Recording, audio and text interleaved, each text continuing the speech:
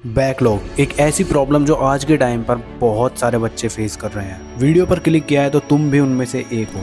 तो अब एक ऑनेस्ट आंसर देना, तुम्हारे सिलेबस का कितना हिस्सा बैकलॉग बन चुका है? 5 चैप्टर्स, 10 चैप्टर्स या पूरा क्लास 11 12? तो चाहे तुम्हारा कितना भी बैकलॉग हो, अगर तुमने ये वीडियो एंड तक देख लिया ना, तो गारंटीड तुम अगले कुछ दिनों में अपने उस बैकलॉग को कवर कर लोगे। चाहे तुम क्लास 11 12 वाले हो या फिर जेईई नीट की तैयारी भी कर रहे हो वो भी। तो क्या करना है, कैसे करना है, सब कुछ बताऊंगा अच्छे से, बने रहो मेरे साथ। So hi everyone, this is Mukul Bharadwaj और आज की वीडियो में हम बात कर रहे होंगे कि अगले कुछ दिनों में अपने इस इतने सारे बैकलॉग को कैसे कवर करें।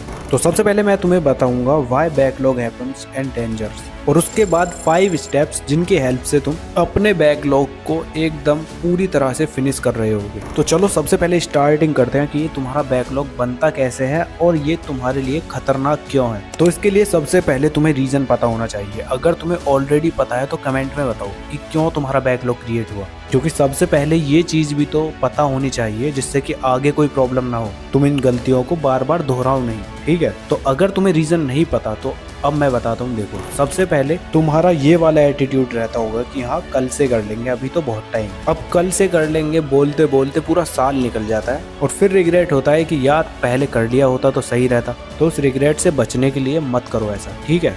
अब इसके अंदर सेकंड रीजन है तुम्हारा ओवर थिंकिंग एंड परफेक्शनिज्म। तुम्हें क्या लगता है कि जैसे तुमसे थोड़ा सा कोई टॉपिक छूट गया तो तुम सोचते हो कि यार चल छोड़, अब नेक्स्ट चैप्टर करूंगा पूरा एकदम अच्छे से, और तुम पिछले वाले को छोड़ देते हो ऐसे ही। और इसकी वजह से होता क्या है कि तुम्हें लास्ट वाले चैप्टर की वजह से नेक्स्ट चैप्टर भी अच्छे से नहीं समझ आता, और फिर तुम ओवर थिंकिंग करने लगते हो कि यार मुझे तो चीजें समझ ही नहीं आ रही, पता नहीं क्या पढ़ा रहा है टीचर। तो इसका सिंपल सा सॉल्यूशन है, जो टॉपिक छूट गया है उसको भी कवर कर लो साथ के साथ, ठीक है। थर्ड रीजन है फोन डिस्ट्रैक्शंस। आज के टाइम पर तुम पढ़ने के लिए बैठते हो, लेकिन होता क्या है कि तुम इंस्टाग्राम ओपन कर लेते हो, रील्स देखने लग जाते हो या फिर यूट्यूब पर शॉर्ट्स स्क्रॉल करने लग जाते हो, और कब तुम्हारी 5 मिनट से पूरा 3 से 4 घंटे गायब हो जाते हैं पता ही नहीं चलता तुम्हें। इसका सबसे बड़ा मेन रीजन यही है कि तुम फोन की वजह से अपना बैकलॉग क्रिएट करते जा रहे हो फालतू में। और टेंशन मत लो, अभी यही फोन तुम्हारे बैकलॉग को कवर करा के देगा, बस तुम्हें सही तरीका आना चाहिए कि कैसे फोन को यूज करना है, ठीक है। अभी आगे बताऊंगा, वेट करो थोड़ा। एंड फोर्थ रीजन है अब तुम्हारा no daily study structure.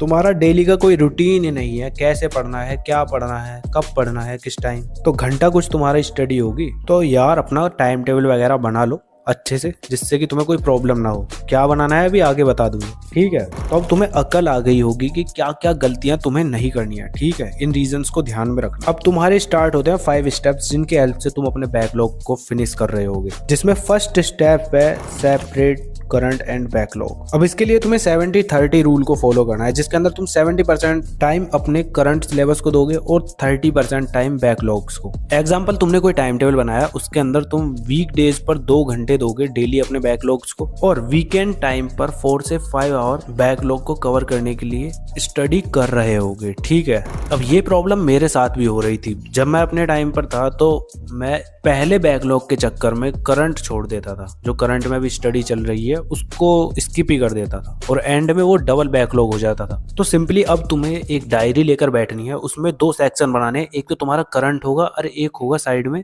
Backlog वाला हेडिंग, ठीक है। तो जहां पर तुम्हारा जो करंट चल रहा है उस टॉपिक को तुम उसके अंदर लिखोगे, और साइड में बैकलॉग लिख रहे होगे कि क्या क्या तुम्हारा बैकलॉग अभी है। तो जैसे ही तुम्हें ये पता चल जाता है ना कि तुम्हारा इतना इतना बैकलॉग बन चुका है, करंट में तुम्हारे ये टॉपिक चल रहे हैं अभी, तो तुम्हारा 30% काम ऑलरेडी ईजी हो चुका है। अब तुम्हें स्टेप 2 से इसको 40% तक ले जाना है, जिसके अंदर स्टेप 2 में तुम break backlog into micro units. अब ये क्या है, चलो समझाता हूँ। तो देखो, प्रॉब्लम ये है कि जैसे तुम्हारा मैकेनिक्स का बैकलॉग बन चुका है, अब अगर तुम डायरेक्ट पूरे मैकेनिक्स को लेकर बैठोगे ना तो तुमसे घंटा कुछ समझ नहीं आने वाला, और तुम्हारे सिर पर इतना तगड़ा बोझ होने वाला है कि तुम्हें कुछ समझ ही नहीं आएगा। तो इसका सिंपल सा सॉल्यूशन है जो मैंने तुम्हें बताया ना, माइक्रो यूनिट में डिवाइड कर दो। कैसे करना है वो बताता हूँ। जैसे तुम्हें डिवाइड करने के लिए सबसे पहले न्यूटन्स फर्स्ट लॉ पढ़ना है, जैसे ही वो कंप्लीट हो जाता है उसके बाद सेकंड लॉ पढ़ लो, अगर थोड़ा बहुत टाइम बच जाता है तो फ्रिक्शंस के बेसिक्स पढ़ लो। इस तरह से थोड़ा थोड़ा पढ़ो, ऐसा नहीं कि एक साथ ही पूरे चैप्टर को निपटाने की सोचो। अब तुम खाना खाते हो तो एक साथ थोड़ी नहीं खा जाते पूरे खाने को, बाइट में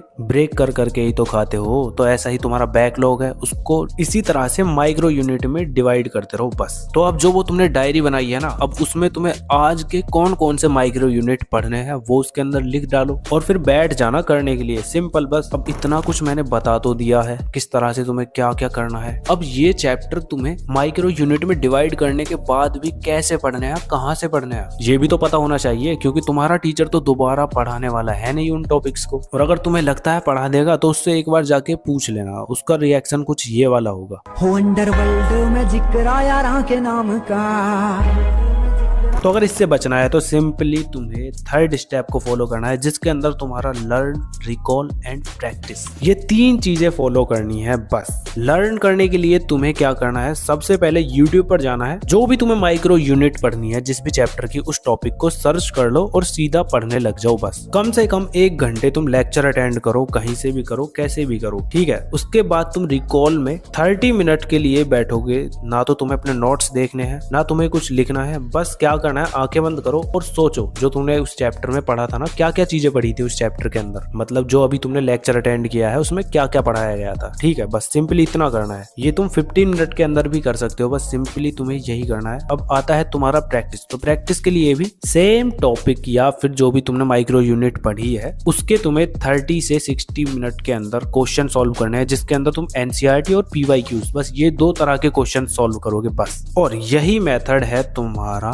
लर्न, रिकॉल एंड प्रैक्टिस वाला। इसके हेल्प से तुम बड़े से बड़े बैकलॉग की कमर तोड़ दोगे, ठीक है। जब इतना हो जाता है तो कुछ ऐसे मोमेंट भी आते हैं जहां पर तुम चीजों को भूलने लग जाते हो, तो वो भी कवर कराऊंगा तुम्हें। ये वीडियो ऐसा नहीं होने वाला कि हाँ तुम्हें ऊपर ऊपर से चीजों को बता के बस भेज दिया जाए, पूरा एकदम डिटेल में सब कुछ बताऊंगा, जिससे कि तुम्हें फ्यूचर में भी कोई प्रॉब्लम ही ना हो। अब ये चीजों को भूलने की बीमारी कब होती है, ये जब होती है जब तुम रिवीजन नहीं करते। अब रिवीजन के लिए तुम्हारा 4th स्टेप होने वाला है, जो कि होगा तुम्हारा वीकली रिवीजन। अब रिवीजन इंपॉर्टेंट क्यों है ये तुम्हें ऑलरेडी पता है, क्योंकि इससे तुम चीजों को इतनी जल्दी नहीं भूल सकते। तो रिवीजन में ऐसा नहीं बोल रहा कि तुम डेली करो, उसके लिए तुम सिंपली वीक में 1 डे निकाल सकते हो। जैसे संडे के दिन तुम जितना भी तुमने पूरा पढ़ा है ना अभी तक इस वीक के अंदर, वो सब चीजें रिवाइज कर सकते हो। और अगर चीजें याद नहीं आ रही तो यूट्यूब पर जाओ, यूट्यूब पर रिवीजन वीडियोस होती हैं, वो 1 घंटे में तुम्हारे पूरे चैप्टर का रिवीजन करा देती है, तो उनको भी देख लो 2x या 1.5x पर, ठीक है। बस यही करना है रिवीजन के। अब इसके बाद तुम्हारा लास्ट स्टेप आता है जो कि सबसे ज्यादा इंपॉर्टेंट है, विजुअल प्रोग्रेस ट्रैकिंग। अब मैंने तुम्हें स्टार्टिंग में बताया था कि तुम्हें एक डायरी बनानी है। अब उस डायरी में जैसे जैसे तुमने जो जो टॉपिक स्टार्टिंग में लिखे थे ना, जैसे जैसे तुम end of the day complete करते जाओ उन्हें, उस पर तुम टिक लगा देना। इससे क्या होगा कि वो तुम्हारा ट्रैक हो जाएगा कि हाँ तुमने इतनी इतनी चीजें कर ली हैं। और जैसे जैसे डे बाय डे उन पर टिक लगता जाएगा ना, तुम्हें दिखेगा कि हाँ कितनी तगड़ी तुम प्रोग्रेस कर रहे हो। और बस जैसे ही तुम्हें प्रोग्रेस दिखी, तुम्हारा कॉन्फिडेंस हाई, और फिर देखो तुम कैसे चीजों को